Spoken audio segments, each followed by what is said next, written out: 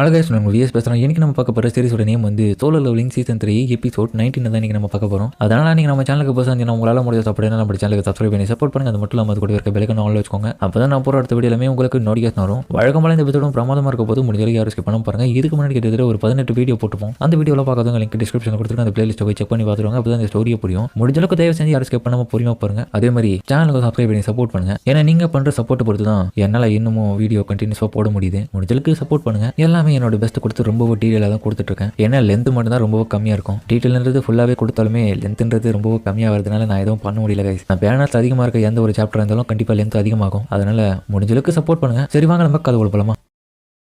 இப்போ இந்த எபிசோட்ல அண்டர் அசோசியேஷனை காமிக்க சேர்மன் கோ கிட்ட கான்டாக்ட் பண்றதுக்காகவே ஜாப்பனீஸ் கில்டோடைய அண்டர் அசோசியேஷனை சேர்ந்தவன் நேரடியாக வந்திருக்கான். மிஸ்டர் கோ இதில் வந்து கான்ட்ராக்ட் பண்ணுங்க. ஏன்னா ஜேஜோ ஐலாண்டர் ரைட்ல எங்களுக்கு கிடைச்சிக்க வேண்டிய எசன்ஸ் ஸ்டோன்ஸ் எல்லாமே இப்போ கிடைச்சி ஆகணும். அதுவும் எல்லா விதமான எசன்ஸ் ஸ்டோனும் எங்களுக்கு கிடைச்சி ஆகணும். ஏன்னா எங்களுடைய ஆளுங்க நிறைய இழப்பு ஏற்பட்டிருக்கு. இதுகிட்ட வரும் என்ன நீங்க இப்படி சொல்றீங்க? ஆமா, ஏன்னா உங்களை பொறுத்த வரைக்கும் காரணம் என்னன்னா சஞ்சன் போ திரும்ப உயிரோட வந்துட்டான்ல. அப்ப கூட இருக்கிற ஆளை யோசிக்கிறாரு இவர் என்ன சொல்ல போறாருன்றத. அப்ப அவரு சிரிச்சுட்டு ஆஹா என்ன மன்னிச்சிருங்க, நீங்க இந்த மாதிரி சொல்லுவாங்க நான் கொஞ்சம் கூட எதிர்பார்க்கல. நீங்க அண்டர் அசோசியேஷன் ஒன்று நடத்திட்டு இருக்கீங்க. அப்படி இருக்கும்போது உங்களுக்கே தெரிஞ்சிருக்கும். ஏன்னா இந்த மாதிரியான ஒரு சட்டம் வந்து அதுல எதுவுமே கொடுக்கப்படல. என்னோட பக்கம் நம்ம கோட்டூராஜியோட செக்ரட்டரியும் யோசிக்கிறா இவர் எதுக்கு இப்படி கேட்டுட்டு இருக்காருன்னு. ஒரு விஷயத்த சொல்லிக்கிறேன், எந்த இடத்த பொறுத்த வரைக்கும் அந்த எஸ்எஸ் சோர்ஸ் மேல எங்களோட பர்மிஷன்ஸ் இல்லாம கொரியன் அண்டர் அசோசியேஷன் சார்பா நீங்க யாரும் கை வைக்க கூடாது. நீங்க ஒன்னு அதுல வேலையில இறங்கிறீங்கன்னா கண்டிப்பா எங்களுடைய ஆளுங்களும் வருவாங்க. அது மட்டும் இல்லாம மொத்த எஸ்எஸ் ஸ்டோனும் எங்களுக்கு கிடைச்சாகணும். தயவு செஞ்சு இந்த விஷயத்துல நெகோசியேஷன் மட்டும் பண்ணாதீங்க அப்படின்னு அவன் ஒரு மாதிரி அதிகார தோணிலே கேட்க கோவை யோசிக்கிறாரு என்னால நம்ப முடியல. இவங்க எதுக்காக இந்த மாதிரி வந்து கேட்கணும்? இவங்களுக்கு ஏதோ ஒரு விஷயத்துக்காக காசு தேவை, அதுக்காக மட்டும் இந்த இடத்துல வந்திருக்காங்கன்னு நினைக்கிறேன். எனக்கு தெரிஞ்சு டோக்கியோல ரீசெண்டா உருவான அந்த எஸ்ராங் கேட்டுக்காகவா ஏன்னா கோட்டோரோஜி இப்ப இந்த இடத்துல இல்ல. ஒரு எஸ்ராங் தேவைன்ற ஒரு நோக்கத்துக்காக ஆல்டர்னேட்டிவா எவனோ ஒருத்தனை எடுத்திருப்பாங்க. அதுக்காக தான் இப்படி பண்றாங்களோ. பத்தாத்துக்கு சஞ்சன் மூலம் கூட்டுட்டாங்கன்னா எனக்கு ரொம்ப கடுப்பாயிடும். சரி வேற வழியில என்ன பண்றது? நான் இதை பத்தி இன்னமும் கொஞ்சம் யோசிச்சு டிஸ்கஸ் பண்ணிட்டு தான் முடிவெடுக்க முடியும். அது மட்டும் இல்லாம நீங்க ரகசியமா சில வேலைகள் பண்ற மாதிரி கேள்விப்பட்டேன். கூடவே முக்கியமான விஷயம் சொல்றேன் அப்படின்னு அவனை ஜாப்பனீஸ்ல பேச உனக்கு ஜாப்பனீஸ் தெரியுமா? ஆமா, என்னோட ஃபாதர் சின்ன பிசினஸ் வந்து நான் சின்ன வயசுல இருக்கும் போதே அவர் அந்த இடத்துல நடத்திட்டு இருக்காரு. அதுவும் ஜப்பான்ல. அப்புறம் பார்த்தா சேர்மனும் ரெண்டு பேருமே வந்து இவங்க ரெண்டு பேருமே வெளியே அமைச்சிட்டு இருக்காரு. சேர்மன் கோபம் சேர்மன் மாட்சுமோட்டோ ஒரு ட்ரிக்கியை நீங்க இந்த இடத்துல பயன்படுத்துறீங்க போல சின்னதா. நான் அதை சஜஸ்ட் பண்றது என்னன்னா கண்டிப்பா நீங்க தயவு செஞ்சு அந்த மாதிரியான வேலை எல்லாம் பண்ணாதீங்க. நான் என்ன பண்ணேன் என்ன இப்படி சொல்றேன்? நான் உங்களை பத்தி ரூமர்ஸை கேள்விப்பட்டேன். பிளேடுகளுக்கு எதிராக நீங்க நிறைய விஷயத்த அவங்களுக்கு தூண்டி விட்டுருக்கீங்க. உனக்கு எப்படி அது தெரியும் சொல்லிட்டு அவன் கடுப்புல கேட்க கத்துறான்.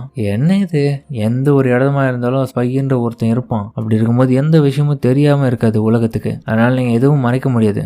பிளேடுகள்ட்டு வந்து இப்ப போயிட்டு வந்த நஷ்டத்தின் பேர்ல ஜப்பானுடைய அண்டர் அசோசியேஷன் வந்து அவங்களுக்கு கொடுக்க வேண்டிய ஃபண்ட் எல்லாமே ரிஜெக்ட் பண்ணிட்டாங்களாமே. ஒன்லி இப்போதைக்கு அவங்களுக்கு கவர்மெண்ட் கிட்ட இருந்து கிடைக்கிற சப்சைட்ஸ் மட்டும் தான் அக்செப்ட் பண்ணிக்க மாட்டோமே. அதுக்கான ரீசன் என்ன கேட்டீங்கன்னா பிளேடு கில்டோடைய கில்ட் மாஸ்டரா இருக்கிற கோட்டூராஜி அவன் ஒருத்தன் இந்த இடத்த விட்டு இல்லாதனால இவ்வளவு சம்பவங்கள் நடந்துட்டு இருக்கு. இதெல்லாத்துக்கு காரணம் நீங்க தான். பட் இருந்தாலுமே அந்த கேட் எங்களால இப்ப பிளாக் பண்ண முடியாது. ரொம்பவும் மோசமான நிலைமையில இருக்கு. என்னதான் இருந்தாலுமே இவ்வளவு பெரிய விஷயம் நடந்திருக்குன்னா கண்டிப்பா நீ தான் இது எல்லாத்துக்கும் பொறுப்பேற்றுக்கணும் மிஸ்டர் மாட்சுமோட்டோ. கோட்டோரோஜி அவன் எங்கன்னா ஒழுங்கா வேலை பார்த்திருப்பான். பட் ஆனா நீ அவங்களுக்கு சர்வேலன்ஸ் எடு கண்காணிக்க போ அப்படின்னு சொல்லி வேலை கொடுத்ததுனால அவனை நீ இப்போ உயிர் எடுத்துட்ட. அது மட்டும் இல்லாம முக்கியமான விஷயத்த சொல்லிக்கிறேன். நீங்க ஜப்பான் சார்புல இருந்து எங்களை கண்காணிக்கிறது எனக்கு நிறைய தகவல் கிடைச்சது. அது உண்மைதானே? ஏன்னா பிளேடுகள்கிட்ட சேர்ந்தவங்க இந்த இடத்துக்கு வந்த பிறகு நிறைய எங்களுடைய டீட்டெயில தெரிஞ்சுக்கணும்னு பாத்தீங்க அப்படின்னு சொல்லிட்டு அவர் கோபத்துல கத்த ஆரம்பிக்கிறாரு. கண்டிப்பா சொல்றேன், நீங்க பண்ண ஒரு முட்டாள்தனத்தினாலதான் அந்த இடத்துல அவ்வளவு சாக்ரிஃபைஸ் நடந்திருக்கு. இது எல்லாத்துக்கும் பொறுப்பு நீங்க தான் ஏத்துப்பீங்களா? அதுக்கப்புறம் அவனே யோசிக்கிறான் என்ன இவர் இப்படி கேட்கிறாரு. ஒரு விஷயத்த புரிஞ்சுக்கோங்க, ஜேஜோ ஐலாண்டர் ரைட்டை பொறுத்த வரைக்கும் கேமரா எப்பவுமே கனெக்ட்ல தான் இருந்தது. கோட்டோரோஜியோட டீம் மெம்பர்ஸும் கூட கனெக்ட்ல தான் இருந்தாங்க. நீங்களும் அதை கவனிக்கல.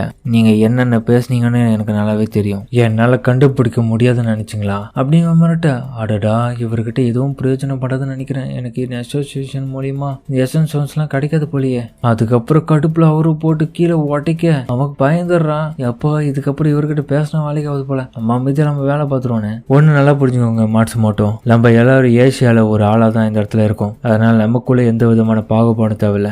மான்சஸ்க்கு இடையில மட்டும்தான் நம்ம கவனம் செலுத்தணும். இதனால நம்மளுக்கு மேல நம்மளே கவனம் செலுத்துறதுல என்ன பிரயோஜனம் சொல்லுங்க? அதனால தேவையில்லாம அடுத்தவங்களுடைய ரகசியத்தை கேட்கறது ஃபர்ஸ்ட் நிறுத்துங்க. முக்கியமா அந்த இடத்துல மிச்ச உயிரோட வந்த உங்களுடைய கில்டா சேர்ந்தவங்களுக்கு சஞ்சனோட சார்பா நன்றி சொல்லுங்க. ஏன்னா நீங்க சஞ்சனுவுக்கு தான் நன்றி சொல்லணும். அவன் இல்லைன்னா நேற்றுக்கு யாரும் உயிரோட வந்திருக்க மாட்டாங்க. அங்க இருந்து ஜேஜோ ஐலாண்டும் அந்த ரைடு முடிஞ்சிருக்காரு சரியா. அப்படின்னு இப்ப ஹீரோவை காமிக்க இன்னும் அவன் பறந்துட்டு இருக்க. பின்னாடி பார்த்தா கார்டு வந்துட்டு இருக்காங்க பிசி எல்லாமே. அந்த கார்டும் திரும்பி ஹீரோ அட்டாக் பண்ணலாம் வரேன். ஹீரோ அதுக்கப்புறம் டாஜர் அட்டாக்கை பயன்படுத்த ரெடியா இருக்கான். அதுக்கப்புறம் காமண்ட் அட்டாக்கை பயன்படுத்த அந்த கமாண்டர் டச் மூலியமா அந்த இடத்துல இருக்க சோல்ஜர்ஸ் எல்லாத்தையுமே அப்படியே மொத்தமா கலெக்ட் பண்ணி அந்த கார்டுக்கு முன்னாடி வைக்க அந்த கார்டும் கிறுக்குத்தனமா அப்படியே அந்த லேசரை பயன்படுத்த ஒரே அடியா கும்பலா பிடிச்சவங்க எல்லாருமே அப்படியே வெடிச்சு செதறானுங்க. ஹீரோவை இந்த வாய்ப்பை பயன்படுத்தி அவன் க்ளோஸ் அப்ல போறதுக்கு ரெடியா இருக்கான். அதுவும் இவனை பார்த்து வில்லத்தனமா சிரிக்குது.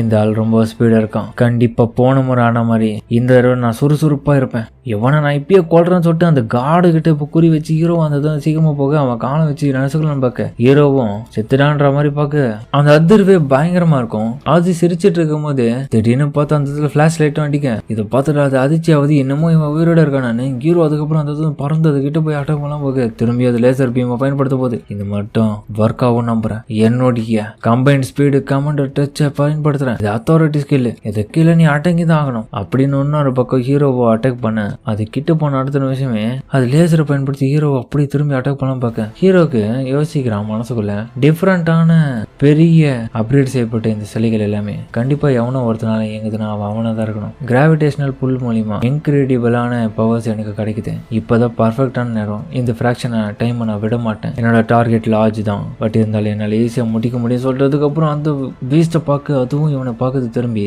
மல்டிபிளேஷன் சொல்லிட்டு ஹீரோ அதுக்கப்புறம் அது மூஞ்சில போயிட்டு கத்தியை பயன்படுத்தி அட்டாக் பண்ண ஹீரோ ஒரு நிமிஷம் ஷாக் ஆகுறான். என்னடான்னு பார்த்தா ஸ்கிராச்சஸ் மட்டும் தான் ஏற்படுத்திருக்கான். மிகப்பெரிய லெவல்ல எந்த விதமான அட்டாக்கும் அது மேலே இல்லை.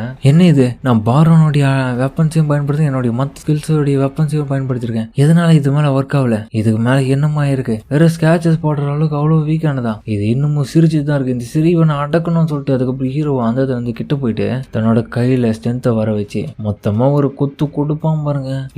இதை வாங்கிக்கோன்னு அவன் கொடுத்த அட்டாக்ல அது அப்படியே செதறு போய் வீலன்னு பார்க்க நான் எதிர்பார்க்கல எந்த மாதிரியான ஒரு அட்டாக்கை அந்த கிரேச்சருக்கு எதிராக பயன்படுத்தணும். சஞ்சீவனி பிரமாதம் தான். அதுக்கப்புறம் ஹீரோவும் அதுகிட்ட போயிட்டு இன்னொரு அடியும் கொடுக்குறான். கொடுத்த அடுத்த செகண்ட்லயே லெவல் 103ன்னு போயிடு அவன் அடிச்ச அடியில அதுக்கப்புறம் பார்த்தா அந்த கார்டும் திணற ஆரம்பிக்குது. திணற அடுத்த நிமிஷம் அப்படியே கிறுக்கல் ஆயிட்டு அப்படியே கீழே படுத்துருது. அதுக்கப்புறம் ஹீரோ கீழே வந்த அடுத்த நிமிஷமே இன்னமும் அந்த இடத்துல நிறைய நைட் பீட்ஸ் எல்லாம் நின்றுட்டு இருக்க. அதுக்கு ஹீரோ அட்டாக் பண்ண வர ஹீரோவும் கமாண்டர் சேச்சுரிட்டி டிஃபென்ஸ் ஆக்டிவேட்னு சொல்லிட்டு அவனை ஆக்டிவ் பண்ண அடுத்த நிமிஷமே அந்த இடத்துல ஹீரோ அட்டாக் பண்ண வந்த சிலைகள் எல்லாமே ஹீரோவும் தரையா நசுக்க இந்த பேட்டிலுக்கு ரொம்ப தேங்க்ஸ் சொல்லி ஆகணும். ஏன்னா எனக்கு அதிகப்படியான பவர் கிடைச்சிருக்கு. அப்புறம் அந்த சிஸ்டம் உருவாக்கணும்னு ரொம்பவும் உங்களை நினைச்சா எனக்கு ஆச்சரியமா இருக்கு. இங்க பாரு, நீ ப்ராமிஸ் பண்ண மாதிரியே நான் அவனை தோக்கடிச்சிட்டேன். அதனால என்னுடைய மட்டும் பதில் சொல்லு. என்ன நீங்க சொல்றீங்க? இன்னமும் இது முடியல, இன்னமும் உங்களுக்கு டைம் இருக்குன்னு சொல்ல. என்ன இது இன்னமும் டைம் இருக்குன்ற கூடவே திடீர்னு ஹீரோக்கு மெசேஜ்ல ஒரு கொஸ்டின் வருது, அர்ஜென்ட் கொஸ்டின். இதுதான் உன்னுடைய ஃபைனல் வார்னிங். இதுக்கப்புறம் நீ செத்த. அதுக்கப்புறம் அந்த டைம் லெஃப்ட காமிக்க ஹீரோவும் சரி ஓகே யாரு தான் நீ அப்படின்ற மாதிரி கேட்க. ஓ என்ன கேக்குறியா? நான் தான் ஆர்கிடெக்ட் ஆஃப் தி சிஸ்டம். இந்த சிஸ்டத்தை உருவாக்குறது நான் மட்டும் இல்லாம இன்னமும் என்னோட பதில கேட்டு நீ ரொம்ப ஷாக் ஆயிட்டு இருப்ப அப்படின்னு அதுவும் வில்லத்தனமா சொல்ல அதோட இந்த சொல்ல முடிக்கிறாங்க. சரிங்க, இந்த வீடியோ அப்படின்னு சொல்லி கமெண்ட் சொல்லுங்க. மறக்காம இந்த வீடியோ பிடிச்சிக்க ரொம்ப பிடிச்சிருந்தா நம்ம சேனலுக்கு சப்ஸ்கிரைப் பண்ணி சப்போர்ட் பண்ணுங்க. அது மட்டும் இல்லாமல் கூட இருக்க பெல்லைக்கான ஆன்ல வச்சுக்கோங்க. அப்பதான் நான் போற அடுத்த வீடியோ எல்லாமே உங்களுக்கு நோட்டிஃபிகேஷன் வரும். வழக்கம் போல இந்த எபிசோட் பிரமாதமா இருக்கும். முடிஞ்ச வரைக்கும் யாரும் ஸ்கிப் பண்ணாம பார்த்துருப்பீங்க. சரிங்க, சம்பவத்தோட இந்த வீடியோ முடிச்சுப்போம்.